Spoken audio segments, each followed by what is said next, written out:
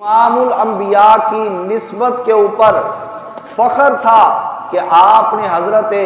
خضر علیہ السلام کو صاف صاف الفاظ کے اندر فرما دیا تھا کہ اے پیارے خضر، آپ اسرائیلی، میں محمدی، میں امام الانبیاء کا غلام، اور میری گردن کے اندر غلامی کا جو پٹا ہے وہ امام الانبیاء اور سید کائنات صلی اللہ تعالی علیہ وآلہ وبارک وسلم کا ہے۔ اس واسطے میں آپ کو پہلے بتا دوں کہ آپ نے موسیٰ علیہ السلام سے یہ بات کر دی تھی، مگر اتنی بات آپ میرے ساتھ نہیں کر سکتے، بلکہ میں آپ سے صاف لفظوں میں کہہ دیتا ہوں کہ آپ میرے ساتھ زیادہ نہیں چل سکیں گے۔ اور جب آپ نے اعلان کیا اور فرمایا کہ میرا یہ قدم اللہ کے ہر ولی کی گردن کے اوپر ہے، حضرت شیخ علی بن حیتی آپ کے مرید، وہ بزرگ کہ بزرگ فرماتے ہیں اگر کسی پر شیر حملہ آور ہونے لگے تو وہ شیر کے آگے حضرت علی بن حیتی رحمت اللہ تعالی علیہ کا نام لے لے تو شیر یہ جرت نہیں کرے گا کہ اس بندے کے اوپر حملہ آور ہو، وہیں پر الٹے پاؤں بھاگ نکلے گا، اپنے پاؤں پیچھے ہٹا کر اپنا رستہ تبدیل کر کے وہاں سے چلا جائے گا۔ وہ حضرت شیخ علی بن حیتی رحمت اللہ تعالی علیہ جب غوث پاک نے اعلان کیا قدمی ھذہ علی رقبۃ کل ولی اللہ، کہ میرا یہ قدم اللہ کے ہر ولی کی گردن کے اوپر ہے، تو اس شیخ نے ہزاروں کے مجمع کے اندر حضور غوث اعظم جیلانی رحمت اللہ تعالی علیہ کا قدم پاک پکڑ کر اپنے سر کے اوپر رکھ لیا اور فرمانے لگے کہ اے عبد القادر جیلانی، آپ کا یہ قدم میری صرف گردن کے اوپر نہیں ہے، میں اپنے سر پر بھی تسلیم کرتا ہوں، اپنی آنکھوں کے اوپر بھی تسلیم کرتا ہوں،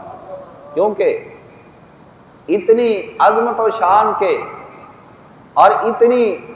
نظر کے مالک ولی حضرت شیخ علی بن حیتی رحمت اللہ تعالی علیہ، آپ اگرچہ سامنے بیٹھے تھے مگر آپ اپنے نور بصیرت کے ساتھ یہ دیکھ رہے تھے اور آپ جانتے تھے کہ غوث پاک جیلانی نے جو اتنا بڑا اعلان کر دیا ہے، اس اعلان کے پیچھے حکم کسی اور ذات کا ہے، لہٰذا میں نے ان کی زبان سے نکلے ہوئے جو الفاظ ہیں صرف اسی پر توجہ نہیں کرنی، میں نے توجہ اس حکم دینے والی ذات پر بھی کرنی ہے جنہوں نے ان کو حکم اور اعلان کرنے کا پابند کر دیا ہے، اور میں نے اس ذات کے حکم کے اوپر بھی نظر رکھنی ہے جنہوں نے ان کو اس مقام و مرتبہ کے اوپر فائز فرما دیا ہے۔ حضور غوث اعظم جیلانی رحمت اللہ تعالی علیہ، آپ نے جب یہ اعلان کیا تو جنہوں نے آپ کا ادب و احترام کیا، رب کائنات نے ان کی ولایت کو باقی رکھا، اور جنہوں نے آپ کا ادب نہ کیا ان کو ولایت سے محروم کر دیا گیا، اور ان کی جڑ تک کو اللہ رب العالمین نے ختم کر کے رکھ دیا، کیونکہ قرآن مجید کے اندر رب کائنات نے فرمایا فَهَلْ تَرَىٰ لَهُم مِّن بَاقِیَةٍ، کہ جو لوگ اللہ تعالیٰ کی طرف سے کوئی آنے والا حکم اس کی تعمیل نہیں کرتے تو ان کی پھر جڑ کو کاٹ کے رکھ دیا جاتا ہے، ان کے نام و نشان تک کو ختم کر کے رکھ دیا جاتا ہے، حتیٰ کہ ایک شخص جو ابن یونس ناصر الدین کا وزیر تھا، اس نے آپ کی اولاد کو تکلیف پہنچائی، حضور غوث اعظم جیلانی کی اولاد کو تکلیف پہنچائی، آپ کی ذات کو نہیں، آپ کی اولاد کو تکلیف پہنچائی، اس پر اللہ تعالیٰ کا ایسا غضب مسلط ہوا کہ اس وزیر کو جناب والا ملک بدر کر کے رکھ دیا گیا، اس کو ملک سے نکال دیا گیا، اور اس کا سارا خاندان رب کائنات نے تباہ و برباد کر کے رکھ دیا،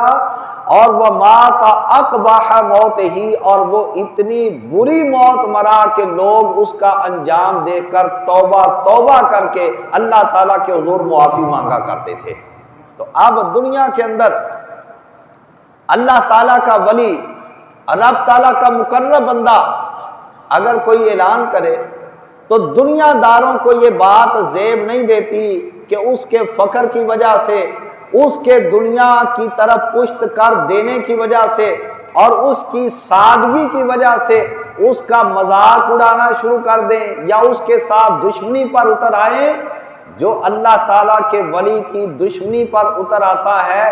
اس کی دشمنی اللہ تعالیٰ کے ولی کے ساتھ بظاہر دیکھنے میں ہوا کرتی ہے، حقیقت میں اس کی دشمنی اللہ رب العالمین کی ذات کے ساتھ ہوا کرتی ہے۔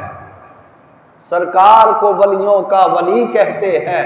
اور صبت نبی نائب علی کہتے ہیں، سب غوثوں میں وہ غوث جلی ہے انور، سب غوث انہیں غوث جلی کہتے ہیں۔ اور مخلوق پہ ہر ایک ولی کا سایہ،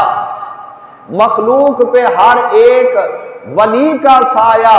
ولیوں پہ میرے غوث جلی کا سایہ، سائے میں نبی کے ہیں میرے پیارے علی، اور غوث جلی پر ہے علی کا سایہ۔